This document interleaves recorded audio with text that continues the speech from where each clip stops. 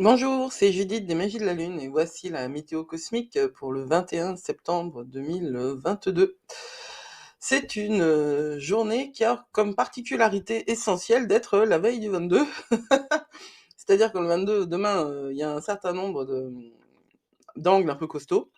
Enfin, d'angles un peu costauds. C'est-à-dire que euh, ce 22 septembre va nous apporter un vide de course phénoménal, un de ceux qu'on a rarement vus, hein, de 13h à 10h, de 13h le jeudi à 10h le vendredi, ce qui implique un certain nombre de choses sur lesquelles je reviendrai demain matin. Mais en plus, la Lune va activer le carré Uranus-Saturne, sur lequel je vais réussir à terminer cette vidéo aujourd'hui, normalement. Mais bon, aujourd'hui, qu'en est-il aujourd'hui? Aujourd'hui, nous avons une Lune en Lion. C'est-à-dire énergétique, dynamique, positive, un peu showman, showgirl, avec beaucoup de relations avec les autres. Et en plus, cette lune a un aspect tout à fait sympathique parce qu'elle est en trigone à Jupiter. Et ça, c'est un très joli angle, la Lune, trigone Jupiter, c'est vraiment un très joli aspect où on sera mis en valeur, surtout avec une Lune en Lion, où les côtés généreux de notre personnalité seront mis en valeur. Donc aujourd'hui, c'est une énergie d'échange, de contact. N'oubliez pas tout de même que on quitte le dernier quartier. Donc on est dans une phase très introspective de la Lune. Et il faut bien comprendre que les énergies lunaires sont une espèce de thermostat de ce qu'on envoie et de ce qu'on reçoit, surtout puisque la Lune dirige la dimension corporelle inconsciente. Inconsciente peut-être pas au sens de l'inconscient freudien, mais inconsciente au sens où notre corps réagit, agit avant, indépendamment, en fait, plutôt, de notre conscience. Ça dépend de votre degré de connexion à vous-même. Euh, Ça dépend aussi de ce que vous avez traversé dans votre vie. Toujours est-il que la Lune va diriger cette dimension-là en vous, et il faut bien comprendre que la Lune passe par tous les signes du zodiaque à chaque fois qu'elle entame un cycle solilunaire, c'est-à-dire ce moment qu'on fait débuter, enfin que moi je fais débuter à la nouvelle Lune, et qui se conclut par la Lune noire, qui est en fait la préface de la nouvelle Lune.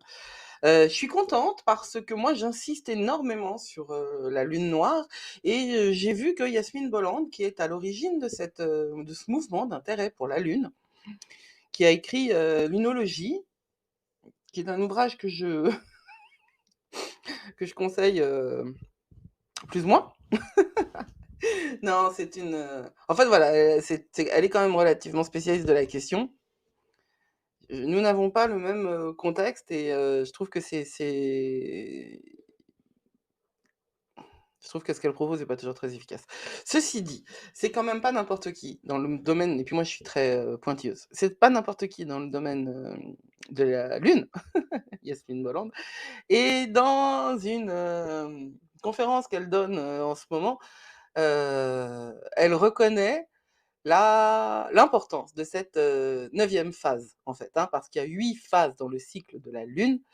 Ces 8 phases qui sont celles de la nouvelle, qui en fait courent de la nouvelle lune à la prochaine nouvelle lune. Donc, nouvelle lune, premier croissant, premier quartier, euh, lune croissante, gibbeuse croissante, pardon, pleine lune, gibbeuse décroissante, dernier quartier, et dernier croissant, et nouvelle lune. Voilà, le cycle traditionnel. Et elle convient qu'ajouter une neuvième phase, qui serait celle de la lune noire, est intéressante. Et c'est exactement ce que je dis depuis un certain temps.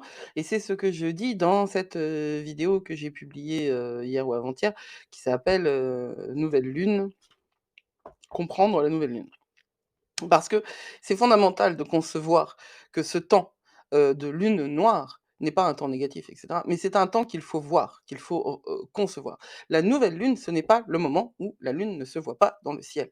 Ça, c'est la phase pré-nouvelle lune. La nouvelle lune, c'est, ce temps évidemment, mais en termes d'utilisation, des énergies, il faut concevoir que quand on ne voit rien, on n'est pas encore dans la nouveauté. On est dans la préparation de la nouveauté et c'est un mouvement, évidemment dynamique et cyclique, qui se propose à vous et qui commence maintenant parce que la nouvelle lune, c'est le 25. Ce qui veut dire que, entre maintenant et le temps de nouvelle lune, c'est-à-dire le moment où la lune va effectivement, être en conjonction au soleil, hein, parce que c'est pas voilà, astrologiquement parlant, la nouvelle lune, elle se définit tout à fait. Maintenant, ce qui m'intéresse moi, c'est ce qu'on fait de cette nouvelle lune. Parce que l'astrologie pour l'astrologie, bon, ben, c'est bien, ça peut, titiller la curiosité et puis, faire fonctionner le cerveau et ça, c'est toujours bien. Mais quand même, l'astrologie, pour qu'elle soit vraiment intéressante, il faut qu'elle ait une application, quoi. Il faut qu'elle puisse nous servir, hein, je pense vraiment. Et elle peut tout à fait nous servir et c'est très certainement pas d'une manière et soit prédictive, soit, traditionnelle avec, des idées de, maléfique, bénéfique et du jargon. Parce que ça, c'est réellement quelque chose qui me déplaît. Je trouve que c'est extrêmement exclusif dans le sens mauvais de la chose. Donc, revenons à notre, journée et à notre nouvelle lune qui se prépare en fin de semaine, associée à l'équinoxe. C'est maintenant que vous le préparez. Aujourd'hui, nous sommes dans des angles positifs, avec tout de même le carré Uranus-Saturne qui reste, derrière et ce cœur antique, ce cœur, n'oubliez pas que tout ce que vous vivez est porté, annoté, connoté dans votre énergie par ces planètes rétrogrades qui vous permettent de réviser. Vous vivez maintenant des choses qui sont des reflets, des échos de ce que vous avez vécu avant. Alors cet avant-là, ça peut être 2020-2021, mais ça peut être aussi, bien avant, selon la manière dont ça impacte votre thème de naissance. Donc en conclusion, aujourd'hui, c'est une très belle, journée encore, mais, hem, une très belle journée pour, heu, intégrer des enseignements et des leçons, qui sont pas toujours faciles. Moi, je suis tombée hier. Et maintenant, j'intègre la leçon que, voilà quoi, c'est pas dans ma tête. Enfin bon, ça fait des années que j'intègre cette leçon et que c'est pas ma tête qui dirige et visiblement, je suis une élève assez réfractaire dans ce domaine-là, quand bien même. Là, cette, journée d'aujourd'hui, elle va éclairer des choses positives en vous. Vous pouvez, surfer sur cette vibe pour, regarder, votre vie avec un regard, jupitérien, c'est-à-dire bénéfique, dans le sens bienveillant, dans le sens, hem, qui va augmenter le positif. Voilà, ça, Jupiter peut le faire. Il augmente aussi le négatif, mais là, maintenant, son trigone avec la Lune, en Lion, va vous aider. Parce que demain, ça va être un petit peu plus compliqué. Voilà, demain la journée de demain, elle est, un peu de tous les dangers, hein. C'est dans l'astrologie traditionnelle, si vous avez vu ma vidéo sur les casimis, dans l'astrologie traditionnelle, la veille d'un casimi, c'est la combustion et c'est une, il y a comme une espèce de réduction de Mercure à rien et Mercure, c'est quand même la planète qui nous fait communiquer. Donc voilà. Et puis bon, il y a ce vide de course que j'en ai rarement vu d'aussi long en vrai, hein, de demain. Avec, une réactivation du carré, Saturne-Uranus par la Lune, ouais, ça va être coton, quoi. Donc aujourd'hui, bah, préparez-vous!